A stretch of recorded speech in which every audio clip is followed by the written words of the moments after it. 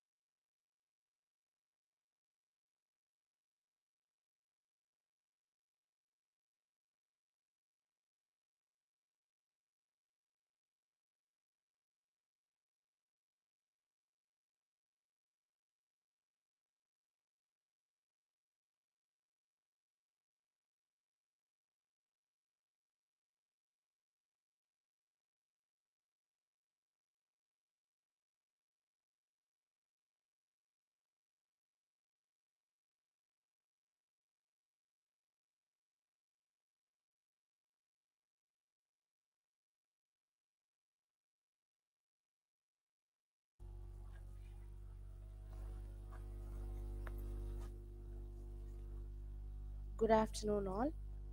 A good education can change anyone.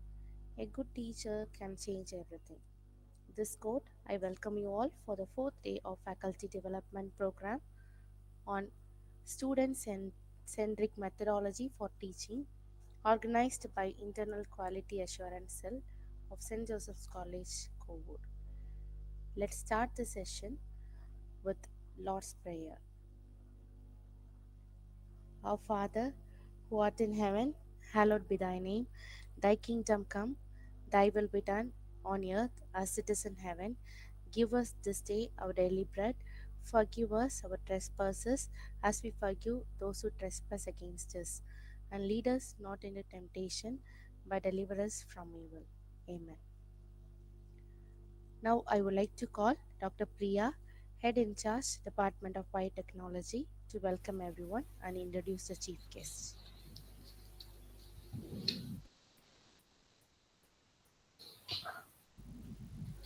Good afternoon, one and all. With great honor and pleasure, I welcome you all with the blessings of God Almighty and wishes of our founder, Reverend Father Dr. J. Arulraj. I cordially welcome you all for the fourth day International Faculty Development Program organized by IQAC of St. Joseph's College Arts and Science. I feel honored to welcome Reverend Sister M. Baby, Administrator, and our Principal, Dr. R. Ruben, for their support and guidance. Time to welcome our resource person, Dr. Jagbir Singh Kadyan, an eminent personality in commerce, management, and social work.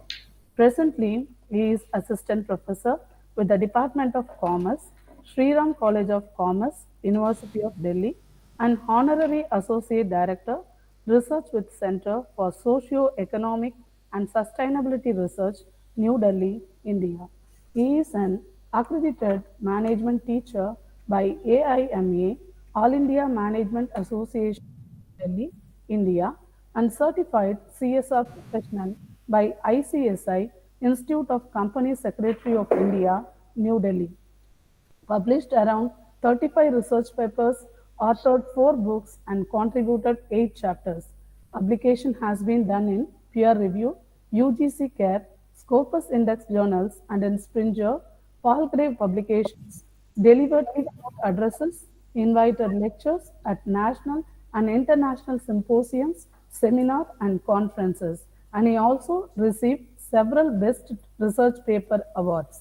He is editor board member and reviewer of various national, international, and Scopus Index journals, research guide for PhD students, and evaluated over 20 PhD theses on commerce and business management subjects for different Indian universities. We are very happy to have you amidst us, sir. I welcome all the participants from various institutions, universities to attend this FDP program. Thank you and have a wonderful time ahead. Thank you, ma'am, for the warm welcome. Now, Dr. O.S. Vedavalli, Coordinator, IQSC, will provide the general instructions. Good afternoon, Kalyan sir. Good afternoon. Welcome all the participants. We are in the day 4 session for 5 days international virtual FTP. I request all the participants to mute your audio and video.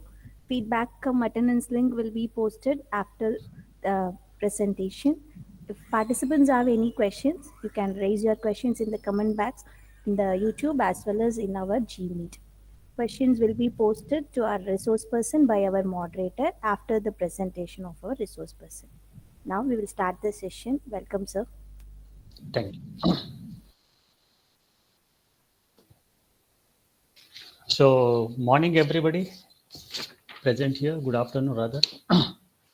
Uh, Honorable Father J. Arul Roy, Founder Chairman of this college, IQAC Coordinator Dr. O.S. Vedavali, Principal Dr. R. Ruben, Program Coordinator IS Beschi, Administrator M. Baby, and all the participants in this program, FDP program. I hope I'm clearly audible and PPTs are visible clearly. Yes, sir. Okay. So the topic that we are going to discuss is student-centric methodology for teaching. So when I talk about teaching, I take with it another word that is learning also. Teaching and learning together. So teaching comes into existence because there is something called as learning that is required. So we can also say that student-centric methodology of learning as well. So I've got around 10 or 10 PPTs here, and I am just discussing the core points that I feel are necessary. And this is my takeoff point. It is not an end point, basically. There is no end to learning, basically. So as the learning evolves, you also come out with certain innovative methodologies of doing that. And depending on what audience you are catering to, that also makes your methodology differ. What segment of the learner you are catering, even that is changing the methodology. So I will be just trying to talk to you about the generic thing, and with that generic thing, I'm going to talk specifically about my experiences that has happened, my experiments that I have taken vis-a-vis delivering lectures in many Indian, foreign, and many other places around the world in last 15 years. So it's a learning process for me as well when I talk about teaching, because it's a continuous process. It is continuous process and continual improvement that I say. So somebody can help me with the next PPT, please. Next slide. Okay. So the agenda of today is I'll be giving you about introduction. This is precisely the point on which I'm talking with you. Then I'm going to talk about the learning process and what are the emerging technologies that are coming in and learning methodologies. I've used the word learning methodologies here. You can call it as teaching methodologies also. And then there would be a question answer forum, because queries are bound to be there, and queries is the uh, reward that we generally get after our sessions, because it helps us to fine tune further. As I told you earlier, it's a continuous learning process. So when we are teaching in the classroom or at PG level or at research scholar level or PhD work also, or at times some projects work also, it is a learning for us as well. Okay, so first slide is about quotation from Mahatma Gandhi. By education, I mean an all-round drawing out of best in the child and man, body, mind, and spirit. So this quotation is got a very good meaning for me, because I have been going through this throughout my life. A child and a man, the basic difference is child is always curious. He is always curious. He is always having inquisitiveness in him, which which provokes the surrounding around him, specifically the men around the child, to give him answers and give him some solving or under making his queries resolved. So to resolve that queries, the man has also to look from the child's perspective, based on his body, mind, and spirit. So sometimes we call it as culture. Sometimes we call it as environment in which this small child is growing, and so on and so forth. So, for example, the common thing that we have seen is if a child is living in a family where multiple languages are spoken, because the family is from one place, they are staying in another place, and they are working with some third kind of a culture, cross cultural kind of a thing, where a child learns, picks up that language very fast. Whereas if you don't get exposure to such kind of an environment, we learn our mother tongue and the language which goes on in that region, two languages.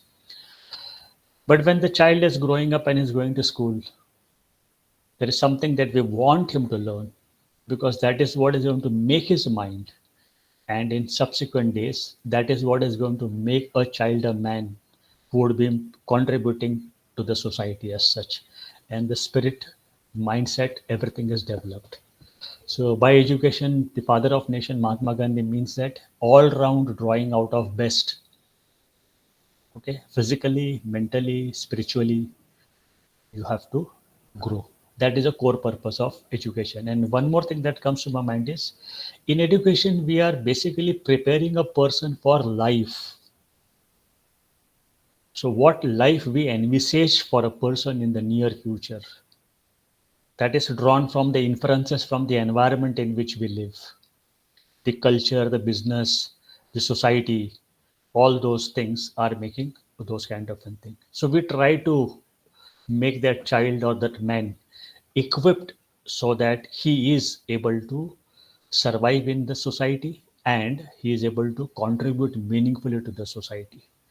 That is how we look at it. So a student centric methodology. Now we are focusing on a child and a man.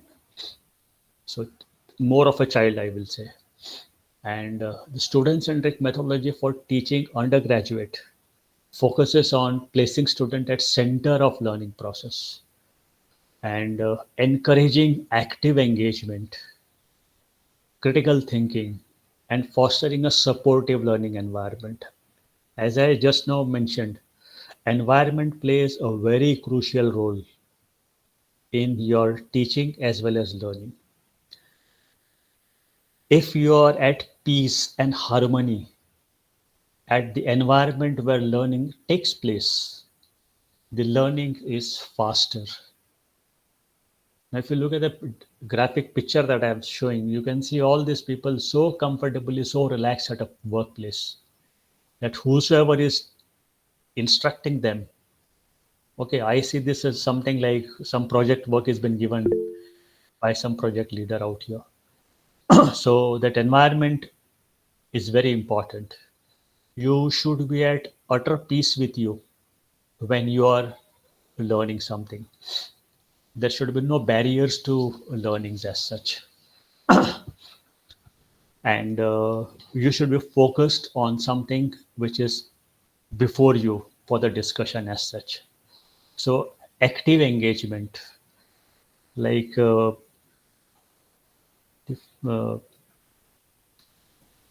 there are many studies which shows that if the environment is not very proper, environment has got many factors like socio factor, economical factor, and many other factors together, which is required for an effective learning methods. Similarly, it is required for effective delivery of mechanism as well, because there should be a synchronization between the giver and the receiver. So I use this word encourage active engagement. Like for example, as I go further, I will come to know. We generally try to tell the student that tomorrow this is what we shall be discussing. This is what is a prerequisite thing that you need to study before you come into the class. So what method you use, based on that method, these things are coming in. So for a school child, it is not that you have to tell them in advance what would be discussed tomorrow. But when you talk about undergraduates and postgraduates and further, it is always nice that they know what would be discussed and what are the prerequisite things that they need to know before attending those sessions. So critical thinking. Now here critical thinking basically means that you hear something, you listen something, you accept something, you may reject something, you may agree with it, you may disagree with it. If you have a critical thinking, then you can put your viewpoint very comfortably. So I always say that there's an added dimension to the topic discussion that you're doing. So critical thinking is thinking beyond the box, we commonly say. Traditional thinking is this plus this is this much. But critical thinking is going beyond that. looking beyond, looking far miles ahead from future, peeping in the future. Okay, and fostering a supportive learning environment. Sometimes somebody puts up a question and that question is a bit awkward in the sense nobody has thought on those questions. So as a teacher who is teaching or as a learner who is learning, you have to give time to the trainer or the teacher so that he comes and try to gives you an answer, because sometimes certain things are too futuristic and people are coping with it, kind of thing. Okay, your artificial intelligence and chat GPT and all those things are emerging today. So the teacher would always be coming in and always be giving an answer to all the questions that comes before him. Okay, we can go to the next slide, please. So generally, learning process involves an interactive procedure of 6 different components: attention, language, organization, processing, memory, writing, and thinking. Somebody may have a different learning cycle. There's no problem on that. But what is important is whosoever is actually facilitating the learning process, and we call that as teaching. So that teaching has to be well organized. You cannot take everything under the subject under one roof. But yes, it may have certain degree of progressions. First thing first, then mediocre, then advanced, and then super advanced, and so on and so forth. This is what I say, organizing the content that you wish to deliver. So if it is a technical subject, you have to have a basic techniques of those things. And every subject demands its own progression. So that progression should be kept in mind, keeping in mind the audience for whom you are doing it. Okay. So this is what I say, organizing. And based on the organizing that you do, after analyzing the audience, you are processing, you are filling up the gaps and fine tuning the session as such. And then what kind of language you use. A very supersonic high language would sound too good, but it is not reaching the audience. Then the whole learning process is defeated. So language should be such that it should be acceptable, it should be easily understandable by the person who is attending the session. And please remember that we are actually teaching for the sake of making somebody understand those things as such. So language plays a very critical role into it. Third, the attention. Now, because of online classes, we cannot see eye to eye to students or the participants. But it is very important that you catch the attention of the whole audience. And that is only possible when you are talking about the core crux about the thing. Too much of basic doesn't make the attention come down, because today every single person is flooded with informations. He may not have that information in his mind, but he should be having those information somewhere stored in his, either in his laptop or mobile phone or somewhere or the other. So his attention can be only taken or reached when you talk something which is actually hitting his mind. If you talk about that topic of teaching, which is a point where the audience have reached, or they might have stuck, or there's a common issue that the whole audience has, and then you try to address that. That's the attention point. And memory, you generally remember what you wish to remember, and you generally remember those things which you wish to remember only when you get your somebody's putting your attention. So you generally remember. Dear participants, kindly mute your audio. I have kept a session for question answer session. We'll take that part, and because this is a limitation of online teaching learning. So I was saying attention is only caught when you actually reach the audience right chord. Okay, and writing and thinking. And this, it is an assignment of men's society in India. Whether it is an ashamed act of a men's society.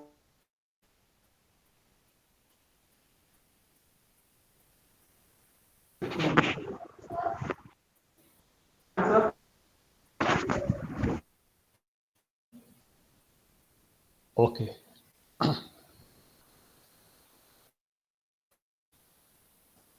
So probably I take this as a weak point that I'm not able to catch the attention of the person who's speaking on the other phone or something. That's what I take it as such. But anyway, there's a limitation of technology, and this is the advantage of technology also. We can reach so far-flung places as such. But the point what I'm trying to tell you is catching the attention is the core of the things as such. You know, you may be talking about certain things which are very, very generic, but the utility, approach, opinion, methods through which that can be done could be unique. So most of the complicated things are explained in a very simple fashion. That is what catches the attention. Maybe language, organizing, all those things come into picture, and writing and thinking. So we have ceased writing and thinking because everything is ready-made. So the moment you think and you write, you put your questions, you frame your questions, and then you put up your questions and you discuss on those questions. Believe me, you don't have to refer to any books because that is memorized automatically because your mind has taken. Why mind has taken? Because mind has activated those things and it has got some feedback. So that feedback is acceptable, therefore it is stored in the mind. If the feedback is not acceptable for 1 second, then that question remains. So that question will keep on popping up until unless it gets a final resolution, or the person himself freezes it that there's no answer to this question, so I freeze it out. So if the audience does that, that's a weakness on the part of the teacher who is delivering it. You should try to pacify, answer all the question to the satisfaction of your student. And this is in process also good learning process for the teacher also. So for learning to occur, all these component interact with each other. Which is first, which is next, which is last, I cannot say about it. Okay. So can we go to the next slide, please? So few emerging technologies, I'm talking about it. So honestly speaking, I'm not a technological person, but these are the technologies which are very commonly available and known also. Artificial intelligence and machine learning, virtual and augmented reality, gamification, Internet of Things in education, robotics in education. So I may not be able to put much light on this, but there are certain things whereby uh, uh, Chat GPT is one of the examples of artificial learning. Like I came across a situation where students are doing this work. In fact, my first exposure to chatbots was basically when I was traveling in Europe for some conferences where I was searching for accommodation and all. So I could see somebody on the website itself answering my questions. So the most generic question asked by a lot of customers for that particular hotel were designed in a way that it was artificial. The machine was answering it for the person. So you save time, energies, and all those kind of things. Similarly, many things like machine learning, artificial learning, it's a big thing that is happening in education also. Now I move to the next part. This is virtual and augmented reality. So these are the things which has been used. They are not new, I should say, but because I can give an example of somebody like a pilot training aviation sector. So a trainee who has been trained to fly a plane, after completing his training, he is not immediately put into the cockpit to fly the plane. He is put in some kind of an incubator where he feels stimulators, where he feels actually the plane is running and is taking off and all those kind of things. It's not real. It's augmented. It's virtual reality where he feels it is moving. And when he does it sorties, error free. Then he is put on the actual plane with some trainer, some instructor, some senior pilot, and so on and so forth, so that the chances of mishappenings are minimized as such. So virtual reality in many things, like for example, when you construct your house or college or institution, how the building will look can be seen. Architects make all those designings as such. It's virtual, it's not real. We call it actual reality, virtual reality, and so on. So gamification is something we are using certain situations wherein the mind of a person, thinking of a person, handling of a situation of a person, all these things are put to a test, and he reacts to those situations, and based on that, he can be understanding things. Internet of things and robotics in education. So these are few of the technologies which are coming in. And when we talk about robotics in education, robotics have come in almost all sector of the industry as such. The other day I was talking to somebody who was talking about robotic in construction. He was a civil engineer. He says, I will construct a building without a single labor.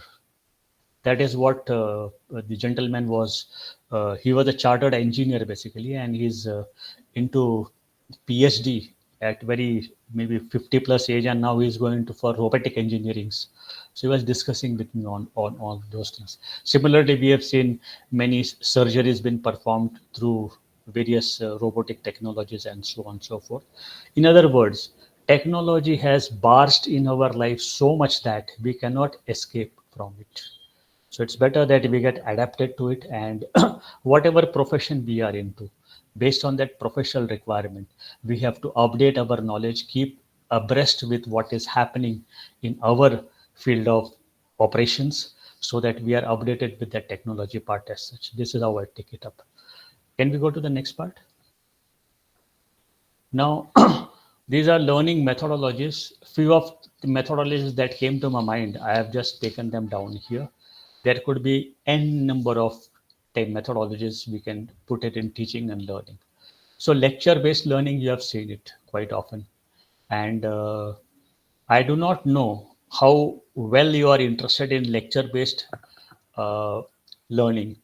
Okay, but this is the most traditional form where instruction present information to the student. Okay, effective for conveying large amount of information in a structural format. Okay, so this is, I mean, I think we are very much used to lecture based learning as such. Now second part that is coming is active learning. So in active learning, when we talk about, students are actually engaged in activity that actually promotes critical thinking, and that drives them to look at a problem with an with an perspective of understanding the problem, and understanding the problem, and then making an attempt to give some reasonable solutions to that problem. So the next point, which is again coming here, problem based learning and active learning. Active learning is you get involved into certain thing, and then you try to find out what it is, try to find out why it is occurring, and you try to find out how to mitigate it or resolve it forever as such. This is what active learning is. It could be on anything. We could do a brainstorming kind of session. Okay, and we may invite all thoughts, and then we start filtering out one by one which is not necessary, and then we may sum up. Now this is again the team learning as well, I should say. So this is quite prevalent in uh, many organizations as well. So next point, if I go problem based learning, it's again you are confronting certain challenges and problems, and when there are certain challenges and problems, so problems are meant to be solved. That's the job of a manager. That's what the management student or management graduates are basically groomed for. And rather, when we talk about way of life that we have in our nation, we are oriented towards solving a problem. So problem-based learning. This situation had come which was not comfortable to me. So this is a problem to me. So how did this problem made me learn something in the future, so that this problem, if it reoccurs, I'm properly equipped to handle that as such. That is what it is. Okay, so if you shy away from the problem that occurs, probably uh, learning would be less. But if you confront any problem head on that comes at your workplace or your career or your life, then you develop this technique of problem based learning. You just try to look at the problem and find a solution to it, and you go on solving problems one after the other. Okay, so you might have heard people talking about the problem, and somebody says, "My dear friend, let me know what is the exact problem you're facing. Where is the shoe pinching?" So that is pinpointed kind of a thing, which is problem-based learning. And you tell, "This is where I'm stuck up." So then you look, somebody who looks is problem-based learning. He's looking at the problem, learning out of it, and giving solution to it. So once the solution is arrived, both of them have learned something from that problem. Okay, so I commonly also use one term, a solution to a problem is problem itself, but it was in the last decades business dynamics, not in today's dynamics. And I used to quote an example of uh, a company which is into manufacturing having a labor problem. So labor used to ask for higher wages, or they stuck the work. So in that case, your HR guy is going to talk to the labor union and resolve it. So they resolve it by making an understanding that, okay, we give you so much of increment based on the productivity. And then for next 4 years, you will not be making any strike. So that solution is again a problem because the dynamics will change. And this solution which you go, that you stuck the work, you get put the management on the knees and they come to your terms. So this is how I quote it, but this could be an obsolete thing which I'm talking with you. So if I move further, project-based learning, this is something which I used to like very much.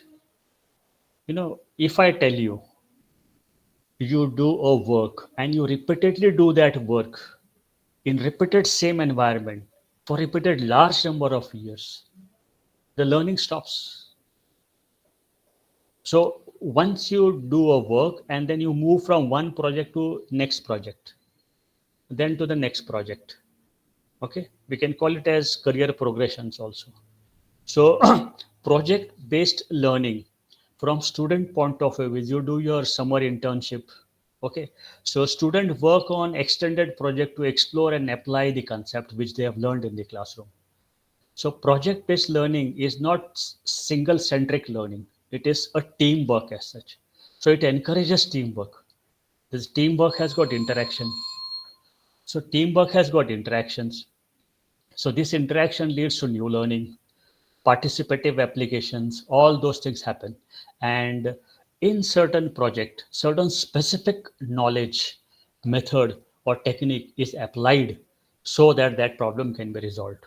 Maybe it is under the team you're working, he may have the wisdom, or at time the junior most person in the team also gives a suggestion which nobody has thought over it, and they apply to the project and it happens. So project based learning is also one of the exciting thing. And if I may not be wrong, most of the students are given certain projects to do. They should go to the field, visit the industry or whatever the domain area is, and then they study that and they make a report of it. I don't know how many of the students do it very seriously, but my experience has been very good on this. People have come up with certain new learnings that they have faced, and this has risen their confidence to quite high degree after being into project based learning. So they're so confident and they are so eager that, okay sir, we would like to make our career into this projects only, like that it is. And experiential learning, as we say, it's an learning through direct experiences and reflection. So what experience you get for a given set of work that you do in the given set of environment is giving you some feedback, and that is your experiential learning. For example, we were not very comfortable on online classes, but today we are absolutely comfortable with it because experiential learning has happened. Okay, and activity based learning, somebody involved us into the activity of online teaching, and it started learning. So experiential learning. And I always put up like this, that whatever work you do with some new approaches It is always adding up to something called as experience. Even if you participate in a session, even if you are doing some delivery in the session, even if you put a single question in a session, that can also fall into experiential learning, because that thing is going to give you something in your mind. Okay, that could be experiential learning. Can we move to the next one, please? Next slide, please. Okay. Now, this flipped classroom is something which I like very much. So, when you talk about traditional lecture and homework, elements are reversed. You give a traditional learning, some sessions happen, then you give them some home exercise, they go home, they do the home exercise, next day come to us. Okay, flipped classroom is a reversal of this. Students are reviewing the instructions material at home, and then they are engaging themselves actively during the class. I had experienced this in a few of the foreign universities where I had an opportunity of delivering things. Here, the course curriculum is designed by the faculty, keeping in mind what does the industry want. Okay, so those things are designed. Now, to read that material, the person may be suggesting certain books. Say, for example, if I make you to read Phillips Kotler product launching, so it will be Phillips Kotler this edition, page number 762 to 768. Then another book on production management by somebody, because it is production centric thing, of that author, this page. So it is recommended learning, recommended reading given to the student, and it is prerequisite for the student to read that. Okay, and once he reads that, then he comes to the class, and then the whole class has gone through those, and then the discussion starts. The discussion start, the facilitator, the teacher becomes like a facilitator. He listens to all views, he bridges all those views, he fine tune all those views, and then a consensus is made. Okay, this is how this thing should be. So flipped classroom is something which is very interesting, and it encourages collective learning as well, because somebody who would be too inquisitive about things, he may go beyond those things as well. So even that is welcomed at times, but this is something, a good experience I have gone through. Even in India, I've seen in many institutions where we say, okay, what are we going to talk about this topic, what is the prerequisite, this thing, what is the thing that is happening in the industry, and then we start discussing on it. So this is one good example of learning methodologies. So if I proceed further, collaborative learning, group-based learning, where students work together to achieve a common goal. So the name suggests collaborative. Everybody contributes. The whole work is divided into a number of activity, and then they fine tune and then make it together. And this is how it goes in a collaborative learning. So collaborative learning is a good experience in the sense, like, when you do not know the whole circle and you are an important part of a circle. So when you do your job thoroughly, then the circle will move further. And then once I know my job very well, I look into the other person's also, how he or she is doing. We learn from that also. So collaborative learning is one. Another example is you work in different cultures. So the way of doing work with these people and the way you do the work is different. But end of the day, the whole work will synergize. So most of these MNCs and all those corporations, you see, collaborative learning is there. Here, culture plays an important role. Technological advancement also plays another role, and so on and so forth. Okay. I hope things are clear, because we're coming to an end of this thing. Self-directed learning. Now, this is something which is coming out of inquisitiveness in the mind of person. So somebody may feel that he need to understand these particular skills, and then he start doing it.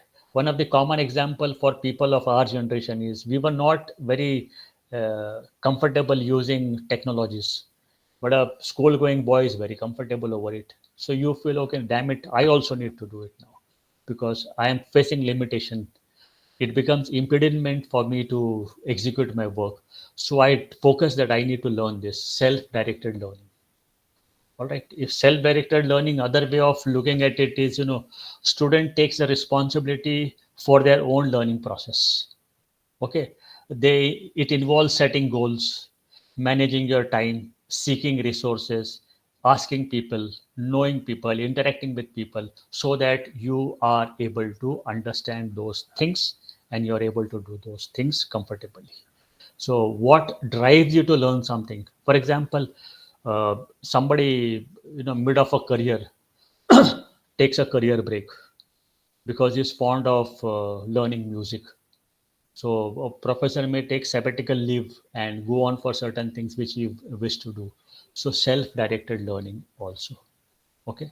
So, what kind of books you buy from bookstore is an example of self-directed learning. When you feel that I need to know about this thing, so you buy those kind of things, or you visit those kind of places, or you interact with those kind of people, and you be with them and start learning with them. Self-directed learning. This is one of the best thing, and I use a word. If you look at Maslow hierarchy of need, self-actualization is a point which is making you do this. No doubt, the other phases also makes you do because you want to go to the next level. You have to satisfy the next need. Therefore, you are learning certain things which you feel you need to learn. So, self-directed learning. But if you get somebody with you who is guiding you in between, it is expedited, or you learn from trial and error, which may also at times waste a lot of your time as such. And now, when you talk about next part, blended learning, it's a combination of traditional or face-to-face instruction, online learning, and it provides quite flexibility, and it incorporates technology also.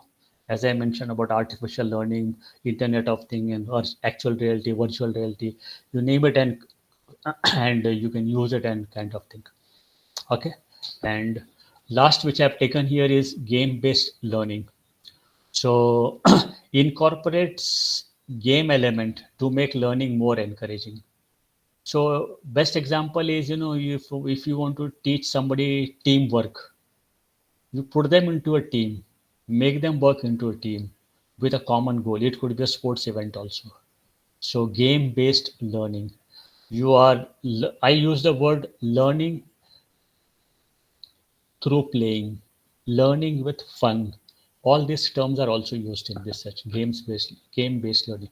Certain games are designed in a way hunt the treasure. It is designed that the person goes out in the natural environment where you want to take him, and instruct him. He follows that. End of the day, he reaches that point. Similarly, in the corporate world, you are designing certain situations where persons are going through that as a game and they are learning it as well. So there are many examples of that. And can we go to the next one? So inquiry based learning. So I told you inquisitiveness is something which is very important. If you are having an inquisitive mind, believe me, you are a person who is having a continuous learning process. Because once you understand certain things, then you would like to know something new as well. Okay. Then we have a concept called as mind mapping. Now this is something from self-learning I will put. So little bit of behavioral science also I will put, wherein you are trying to understand. If I give a small example, how many of you know that in this situation I am bound to get angry, and in this situation I am be very chilled and relaxed? It is your mind which you have studied and you have mapped it. Okay, when a customer is frowning, you cannot talk to him about sales. You will have to talk to him about addressing his queries, calming him down. This is mind mapping learning. Concept mapping. Sometimes certain things are new. We don't know what do you call that as such. And some jargons are coming into picture. For example, how does a bank give loans to a borrower? So the jargon that mainly comes is it is given based on the credit worthiness of a borrower. So what is credit worthiness? It has got lot of many things into it. You can look from any of the perspective as such. So concept mapping and so on and so forth. Role playing and simulations I mentioned to you earlier. Role playing is a big thing because it opens up your mind. It really makes you do those things and you really feel that you are into it and you feel that you are that. And that learning is also a very wonderful learning. So last is mentorship and apprenticeship. If any you grow in your life, you know that skills, you know the trade very well, and you are able to do it, but still you need some fine tuning. So fine tuning is mentorship. You get up at a you reach a point of things in your work or culture where you don't know what exactly which path you should take. So if you talk to your mentor, he can guide you which is the better path. Okay, either of that path that you take, it will lead to some conclusion, some destination, which could be adverse also at times. So mentorship helps you minimize your losses of process and time and resources. Same is with apprentice. He has learned it, but he has not excelled in doing those things as such. So he works under the supervision of something, and based on that supervision, he is doing it. While doing it, he is learning it. While learning, he is excelling it, and he has become a perfect in that. That's a learning methodology. Okay. Do we have next slide also? Okay. So we still have some time for question answers. I will try to answer your questions, and the floor is open for all. Thank you very much for listening to me patiently.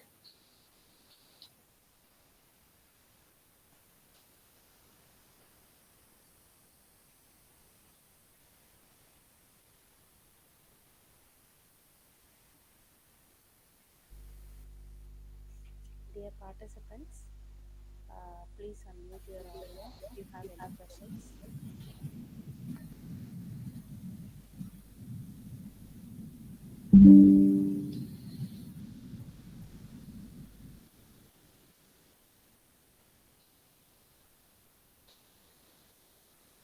Can you go to the next slide, please?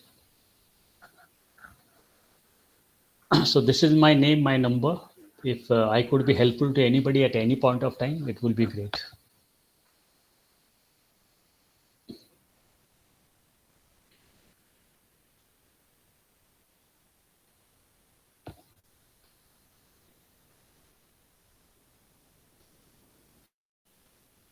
So it seems there are no questions. So there are two hypotheses to that.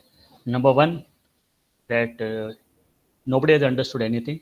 And the second hypothesis is that it was pretty simple and we've understood it, and probably we are knowing it as well. So I take the second hypothesis to be true in this session. So thank you very much for being with me, and I thank all of you for active learning, listening as well. And I thank the organizing team and everybody from St. Joseph College to give me an opportunity to talk to all of you. Thank you very much. Thank you, sir, for sharing your insights on teaching technologies. Your presentation was visually appealing and easy to follow and understand. Thank you, King sir. Now, Thank you. I request the participants to unmute your video for photo session.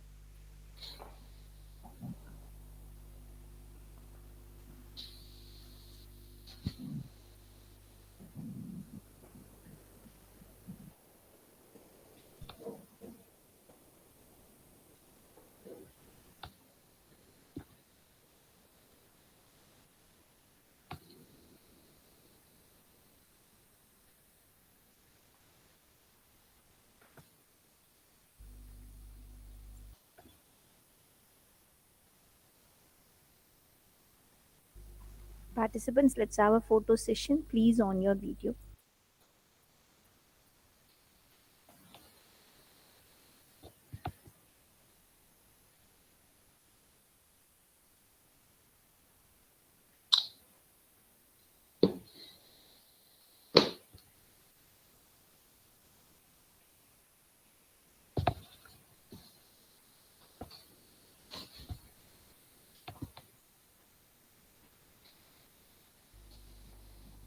Thank you. Thank you all. Thus, to conclude for today, I request Dr. Anita Joyce, Assistant Professor, Department of Biotechnology, to deliver the vote of thanks.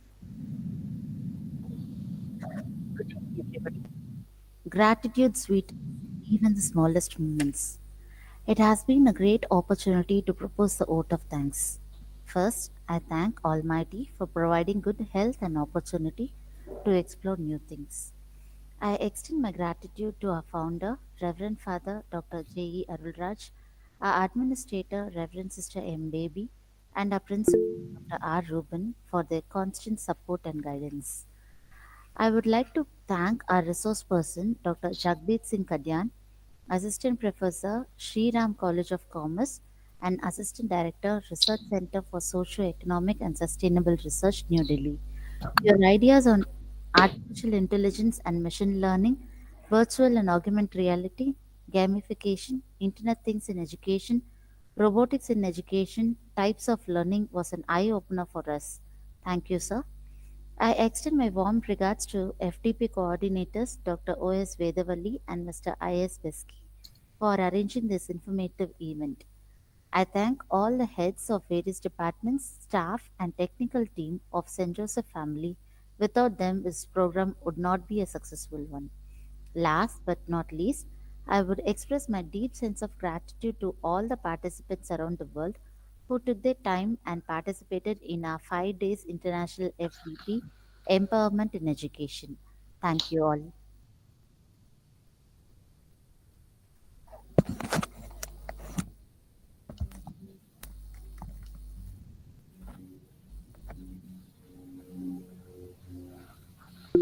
Thank you so